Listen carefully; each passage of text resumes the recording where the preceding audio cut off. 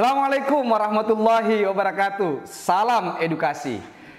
Baik, saudara-saudara sekalian, para penonton, para pemirsa, saat ini kita akan bersama-sama mengikuti kegiatan podcastmu Universitas Muhammadiyah Sideneng Rapang The Digital Entrepreneurship University. Pada podcastmu hari ini kita telah kedatangan seorang tamu. Beliau adalah seorang akademisi dan beliau memiliki trik rekor yang sangat luar biasa. Dengar-dengar informasi, beliau pernah menjadi konsultan beberapa proyek-proyek nasional. Sekaligus beliau pun pernah menjadi seorang petinggi partai di Sulawesi Tengah. Tapi saat ini beliau menjadi seorang akademisi di Universitas Muhammadiyah Sideneng Rapang. Beliau menjabat sebagai Kepala Lembaga Publikasi, Penelitian dan Pengabdian Masyarakat. Baik, saya langsung saja. Gimana kabar Pak Ahmad Mustanir? Alhamdulillahirrabbilalamin, sehat. Alhamdulillah. Saat ini sedengar-dengar masih sementara lanjut S3 Pak ya di Universitas Negeri Makassar. Ya, dalam tahap akhir penyusunan disertasi. Ya, Alhamdulillah. Alhamdulillah. Jadi target selesainya tahun berapa ini Pak? Kalau Allah mengizinkan tahun ini selesai. Amin ya. Kita doakanlah Pak, mudah-mudahan studi S3-nya bisa cepat selesai dan tentu itu akan menjadi legitimasi oleh negara bahwa memang betul-betul Bapak ini adalah salah satu tokoh inspirasi terutama di dunia pendidikan. Oke Pak Ahmad Mustanir, dalam podcastmu kali ini kita akan berdiskusi sekaligus nanti kami berharap Bapak bisa memberikan edukasi ke beberapa orang, terutama kepada adik-adik mahasiswa soal penelitian dan pengabdian masyarakat sesuai dengan apa yang menjadi posisi Bapak hari ini. Karena saya dengar kabar dulu di UMS Rapang Bapak pernah menjadi ketua prodi pemerintahan, betul itu Pak ya? Betul. Oke, tahun berapa Pak? Saya menjabat ketua prodi itu pada saat masih di Sekolah Tinggi STISIP di sebelah ya, STISIP Muhammadiyah Sideneng Rapang. Nah begitu berakhir 3 tahun lalu berdiri Universitas Muhammadiyah Sideneng Rapang, berakhir juga masa penugasan saya dan saya sekarang menjabat di struktural sebagai Kepala LP3M. Kepala LP3M, Lembaga Publikasi, Penelitian dan Pengabdian Masyarakat. Dan Pengabdian Masyarakat. Oke, sudah berapa tahun Pak sebagai Kepala LP3M? Jalan 3 tahunan. Sudah jalan 3 tahun. Oh luar biasa. Oke, para pemirsa, para penonton dimanapun Anda berada, Pak Ahmad ini sebagai Kepala LP3M Universitas Muhammadiyah Sideneng Rapang. Nanti kita akan banyak bertanya sekaligus berguru ke beliau soal bagaimana sih strategi agar supaya publikasi, penelitian dan pengabdian kita bisa tembus di dunia internasional. Karena saya dengar kabar Pak Ahmad ini sudah ada beberapa tulisan-tulisannya yang sudah tembus ke jurnal-jurnal internasional. Ya, ada beberapa yang sudah terbit di jurnal internasional terindeks, bereputasi, juga beberapa yang di jurnal nasional terakreditasi. Di Sinta ya? Seperti itu ya. Atau mungkin Bapak bisa jelaskan pencapaian atau prestasi-prestasi di Universitas Muhammadiyah Sideneng Rapang selama Bapak menjadi Kepala LP3M. Sebenarnya itu sih, saya kalau mau bercerita sebenarnya bukan prestasi pribadi. Kenapa? Karena atas nama lembaga itu kita ada tim di dalam. Ada divisi-divisi di dalam, divisi riset, divisi pengabdian, kemudian pelayanan, ya seperti itu. Jadi kita di divisi tersebut berkolaborasi untuk sama-sama memajukan prestasi Universitas Muhammadiyah Sideneng Rapang. Seperti itu. Dan alhamdulillah selama saya menjabat selama kurang lebih 3 tahunan ini, sudah 3 tahun. Lembaga kami sudah memberikan kontribusi yang cukup besar bagi kampus kita untuk berada di pemeringkatan kampus, sehingga kampus kita itu bisa berada pada level teratas di Indonesia. Luar biasa. Terus Pak yang lain. Yang terakhir tahun 2021 kemarin Kementerian itu kan merilis ada kurang lebih 110 perguruan tinggi swasta terbaik. 110? Ya, 110 perguruan tinggi swasta terbaik seluruh Indonesia. Nah, kita Universitas Muhammadiyah Sideneng Rapang masuk di dalamnya. Seperti yang kita ketahui bahwa kampus di Indonesia itu sekarang kalau negeri swasta, kalau saya lihat data Sinta terakhir ya dari kementerian itu ada 5.232 kampus. Dari 5.232 kampus se-Indonesia. UMS Serapang berada pada peringkat kemarin posisi 94. 94 tuh luar biasa. Berarti ada kurang lebih sekitar 3.900-an Pak ya? Ya, jadi kampus di bawah kita kalau soal itu tadi pemeringkatan. Jadi memang ada kontribusi kinerja dari lembaga penelitian kita ini LP3M khususnya memberikan pemeringkatan itu, sehingga pada saat kita berada di peringkat 94 perguruan tinggi swasta itu kita mendapatkan reward dari Kemendikbud 900 juta yang kita yang kita dana 900 juta sudah digunakan Pak. Betul ya. Sudah kita selesaikan dengan baik, alhamdulillah pertanggungjawabannya.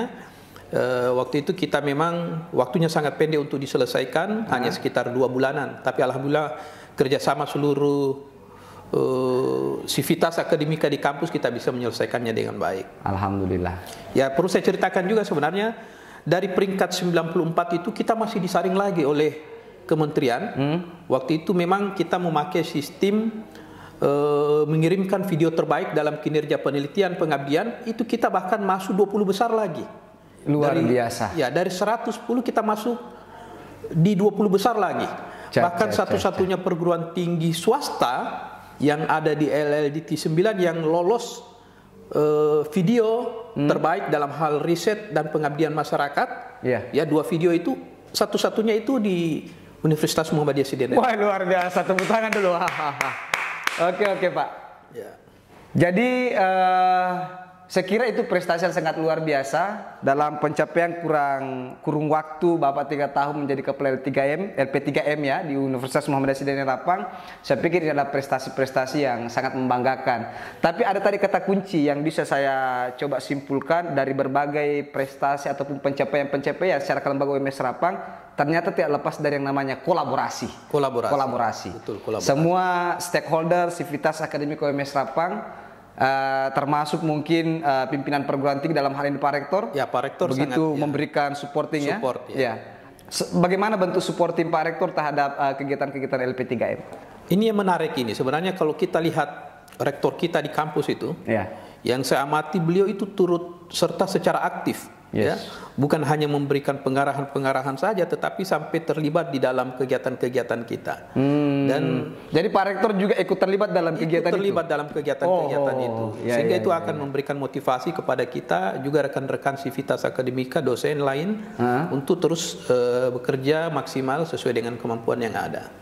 Apalagi tidak mudah ya seorang rektor dengan gelar profesor itu mau turun sampai di tingkatan-tingkatan kegiatan seperti itu. Iya, karena saya dengar kabar memang juga kalau Rektor UMS Rapang ini Prof. Jamaluddin Ahmad, SOS MSc, atau biasa katanya lebih keren dipanggil Prof. Jal. Ya, ini termasuk salah satu rektor milenial. Karena memang misi utamanya dalam membangun UMS ini adalah digitalisasi. Sehingga tema yang dijadikan sebagai visi sentris itu The Digital Entrepreneurship University. Dan selanjutnya Pak Ahmad, selain tadi kegiatan penelitian pengabdian, saya dengar-dengar juga UMS Rapang termasuk kampus yang telah banyak menerbitkan sertifikat HAKI, hak kekayaan intelektual. Ya, betul bahwa kita itu di UMS Rapang itu, khususnya kalau di lembaga penelitian pengabdian masyarakat itu mewajibkan dosen. Dari kegiatan-kegiatan pendampingan magang, kegiatan selaku dosen pembimbing KKN, dan kegiatan-kegiatan lain itu bisa menjadi dosen pendamping lapangan dalam kegiatan kemahasiswaan itu wajib mengeluarkan output kegiatan itu dalam bentuk misalnya HAKI selain daripada jurnal. Jadi dosen itu termotivasi untuk selalu membuat itu, apalagi support dari perguruan tinggi untuk penerbitan HAKI itu cukup besar bagi dosen. Luar biasa. Jadi memang kalau kita melihat di UMS Rapang ini betul-betul mengedepankan kolaborasi di mana semua struktur berperan sesuai dengan tugasnya masing-masing. Betul. Dan tentu kita bangga dengan prestasi-prestasi itu semua. Dan tentu kita berharap terus ada akselerasi. Tidak boleh puas dengan tadi peringkat 94 dari 5.000 sekian perguruan tinggi, video terbaik 20 terbaik di antara 110 tadi, tapi harus lebih berkemajuan lagi, atau mungkin ada target-target pencapaian ke depan Pak dari apa yang sudah dicapai hari ini? Kira-kira apa target-target ke depan yang akan dilakukan oleh LP3M secara khusus untuk publikasi, penelitian dan pengabdian masyarakat? Ya, secara umum ya, target kami di LP3M di tahun-tahun mendatang itu tentunya pemeringkatan kampus kita akan lebih baik lagi, lebih tinggi daripada peringkat-peringkat sebelumnya. Khususnya kontribusi dari kinerja di kelembagaan kami, karena pemeringkatan kampus itu tidak hanya bisa dilihat dari kinerja satu lembaga saja.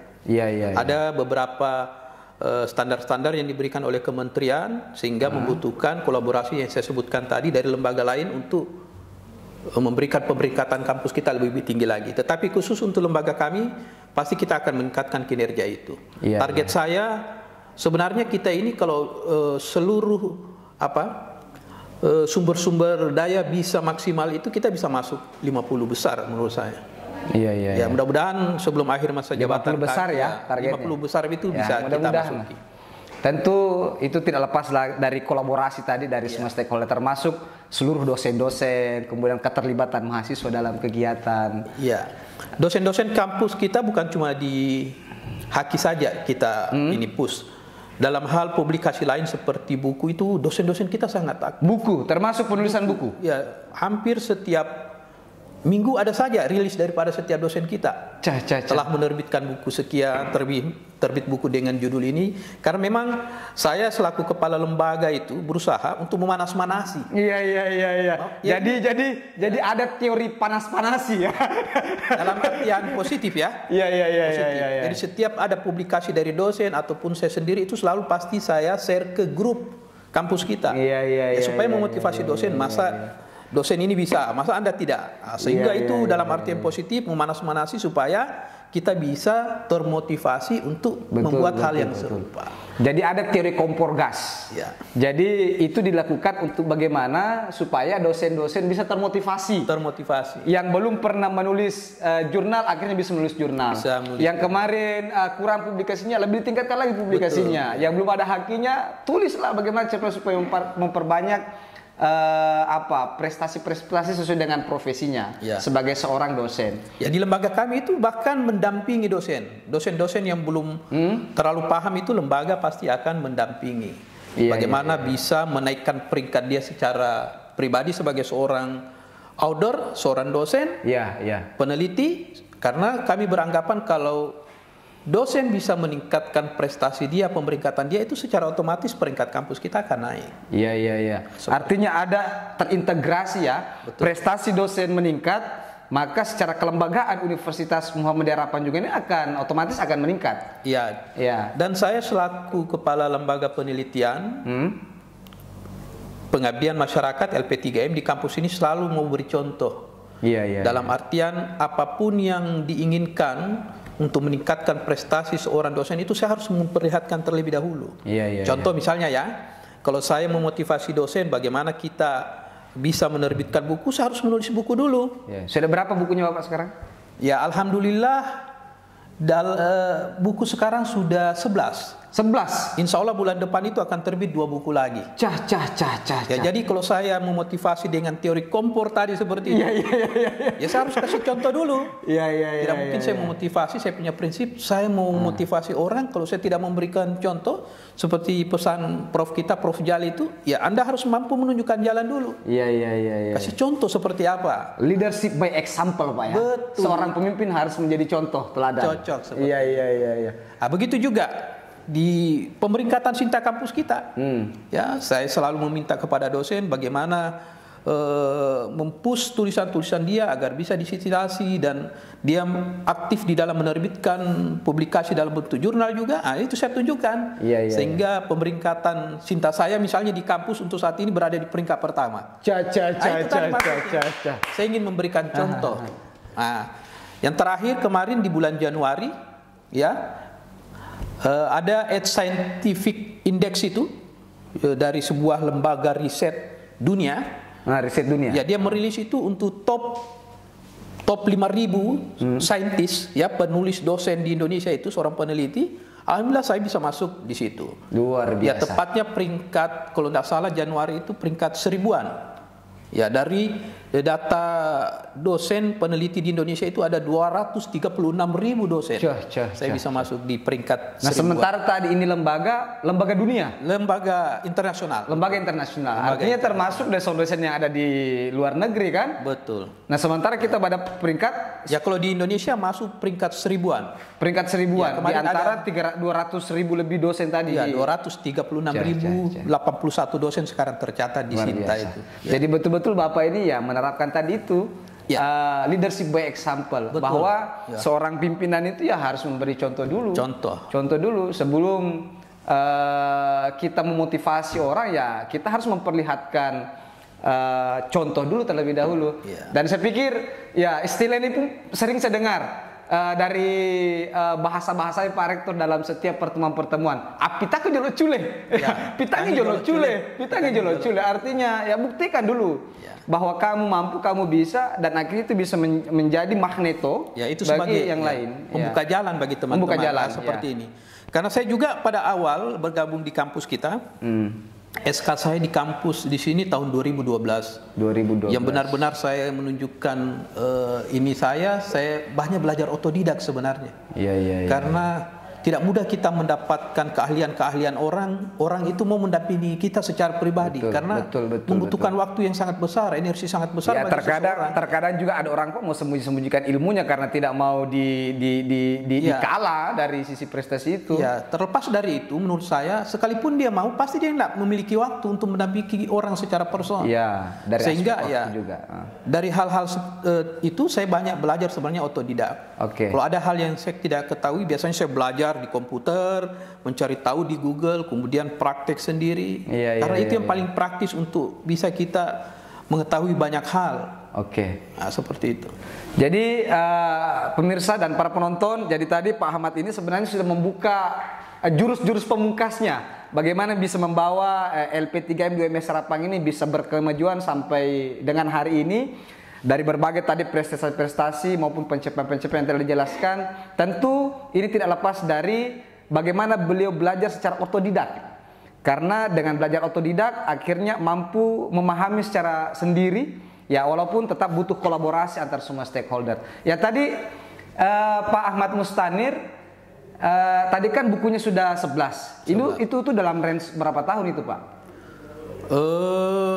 Kalau buku itu dalam range belum sampai 3 tahun, kurang lebih 2,5 tahun lah paling lama. Berarti kalau kita mau hitung-hitung 2 buku setiap.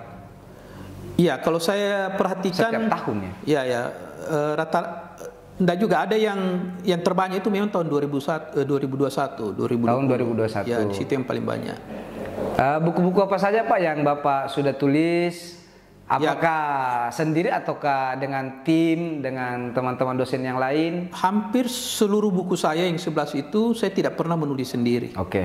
Saya itu biasa berkolaborasi dengan teman, walaupun yang buku ke-13 ini rencana itu adalah buku sendiri.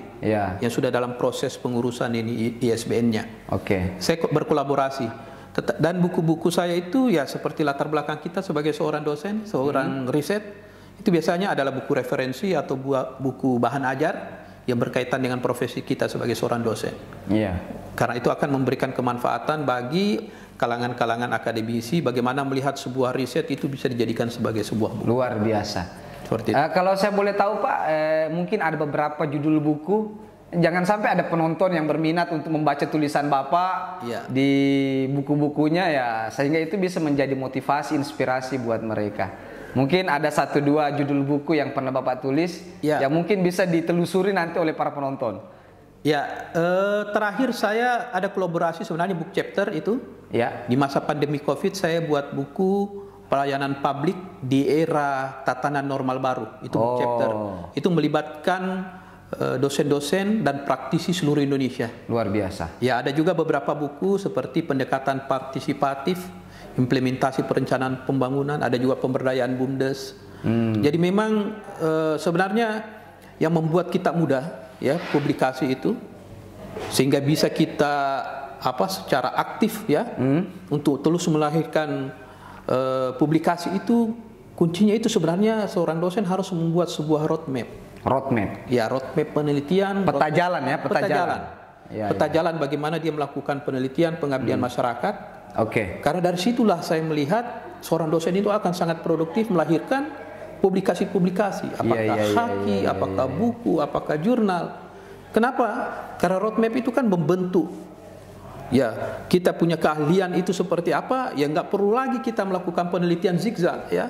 Kalau dalam latar belakang saya seorang dosen pemerintahan, administrasi, publik, ya kita harus menentukan tema-temanya apa. Sehingga tidak perlu kita meneliti yang tidak ada kaitannya, sehingga menyulitkan kita untuk melahirkan sebuah publikasi. Nah itu, membuat roadmap itu penting. Oke, jadi para penonton, para pemirsa, para edukator, jadi saya ini menjadi salah satu kata kunci lagi nih yang dibuka oleh Pak Ahmad, bahwa kalau kita mau sukses di kegiatan penelitian, pengabdian maupun publikasi, maka harus terlebih dahulu punya roadmap yang jelas. Betul. Peta jalan yang jelas. Peta jalan. Supaya itu menjadi branding personality kita sebagai seorang dosen, sesuai dengan latar belakang kita masing-masing. Betul. Ya misalnya Pak Ahmad tadi karena beliau adalah dosen sospol Pak ya di ilmu pemerintahan, tentu roadmap penelitian, pengabdian dan publikasinya lebih banyak mengarah ke situ. Ya kegiatan pengabdian masyarakat, pemberdayaan masyarakat, BUMDes, tata kelola pemerintahan dan lain sebagainya. Sehingga ya saya pikir ini juga menjadi salah satu keyword ya. Ataukah ilmu yang disampaikan oleh Pak Ahmad yang bisa kita coba terapkan dalam diri kita juga sebagai seorang dosen. Selanjutnya Pak Ahmad, itu tadi buku. Kalau soal publikasi internasional Pak, karena saya dengar kabar juga ini Bapak sudah tembus di Scopus apa? Ya kalau Scopus sih belum beberapa, tapi saya paling banyak memang karena pangkat itu memang nanti akan membutuhkan Scopus banyak di lektor kepala sama guru besar ya. Untuk sekarang saya lebih banyak di Jurnal Nasional Terakreditasi. Jurnal Nasional Terakreditasi. Ya, selain buku haki. Kalau haki sekarang alhamdulillah sudah haki ke-34. Haki ke-34 luar biasa. Kalau Jurnal Nasional yang terakreditasi tadi Pak sudah berapa? Atau tidak bisa dihitung lagi? Sudah berapa banyak tulisannya? Ya sudah puluhan. Luar biasa. Dan saya dengar kabar dan saya pernah lihat di Google Scholar-nya Bapak sudah luar biasa, sudah banyak yang sitasi tulisannya Bapak ini. Alhamdulillah. Ternyata memang Google Scholar kita itu sebenarnya kita akan panen sitasi apabila kita banyak melahirkan publikasi. Ya karena di situ kelihatan ya robot Google Scholar itu dia akan mendongkrak kita juga ya, memunculkan di pencarian ya di Google misalnya. Kalau kita banyak publikasi, jadi intinya kalau memang mau bagus Google Scholar-nya disitasi orang banyak supaya muncul di menu pencarian itu, ya harus banyak publikasi, diinput di Google Scholar-nya sehingga bisa mudah terbaca dalam menu-menu pencarian itu. Oke, baik ya. Saya pikir ini perbincangan yang sangat luar biasa. Kita pada hari ini bersama dengan Kepala LP3M Universitas Muhammadiyah Sidrap Rapang, Bapak Kandidat Dr. Ahmad Mustanir, SIP MSc. Ya kita doakan tadi mudah-mudahan program S3-nya bisa cepat selesai. Ya, amin. Amin. Ya tentu ya ini bisa menjadi motivasi juga bagi kami yang masih muda ini Pak ya, bahwa berprestasi di usia muda itu sangat dibutuhkan. Oke, Pak Ahmad, karena kita ini sudah hampir di penghujung acara, tapi saya nanti ada 5 pertanyaan, tapi saya berharap Bapak ini bisa jawab dengan cepat, spontan dan sesuai dengan apa yang sesungguhnya yang betul-betul terbesit dalam pemikirannya dan hatinya. Boleh. Oke Pak ya. Boleh. Ya, jadi dijawab dengan cepat Pak ya. Memilih konsen untuk jadi akademisi atau ada keinginan untuk jadi politisi? Akademisi sampai akhir hayat. Akademisi sampai akhir hayat. Jadi memang sudah tidak ada lagi niat untuk menjadi seorang politisi. Ya. Karena Bapak kan punya pengalaman ini jadi petinggi partai. Betul, saya pernah menjadi sekretaris partai politik di tingkat provinsi. Saya kira itu cukup memberikan pengalaman juga. Oke. Jadi akademisi sampai akhir hayat. Artinya memang sudah senyawa ya dengan dunia akademisi, dunia kampus. Oke, pertanyaan kedua. Targetnya ke depan istiqomah di kepala lembaga atau jadi pimpinan fakultas? Samina wa ta'na. Samina wa ta'na. Apapun diberikan oleh pimpinan kita di Muhammadiyah, insya Allah kita jalankan sebaik-baiknya. Oke, baik. Terakhir Pak, pertanyaan saya. Ya, mau tambah anak atau mau tambah istri Pak? Alhamdulillah semuanya cukup. Istri 1, anak 2 sudah cukup bagi. Alhamdulillah. Oke, baik. Saya pikir ini adalah pertemuan yang sangat luar biasa, diskusi yang sangat menarik, bisa menjadi inspirasi, bisa menjadi edukasi. Dan sebagai closing statement Pak, di podcast kita ini memang setiap akhir kita berharap ada papasan ya, atau ada pesan-pesan moral yang bisa disampaikan. Mungkin singkat saya Pak, 30 detik ataukah sekitar 1 menit kepada seluruh penonton yang akan menyaksikan kita. Ya, saya ingin sampaikan, jika Anda merasa gundah, Anda merasa gerah, balas dendam yang paling baik itu menjadikan diri Anda terbaik. Iya. Nah, ini saya kutip dari pesan-pesan Ali bin Abi Thalib. Iya. Terus bergerak dan berkemajuan. Oke, balas dendam yang paling baik adalah menjadikan diri Anda terbaik. Menjadi yang terbaik. Oke, baik. Saya pikir terima kasih untuk kita semua. Semoga ini bermanfaat. Salam edukasi bersama saya Abdul Jabbar Al-Bugisi. Fasrul Khairat. Assalamualaikum warahmatullahi wabarakatuh.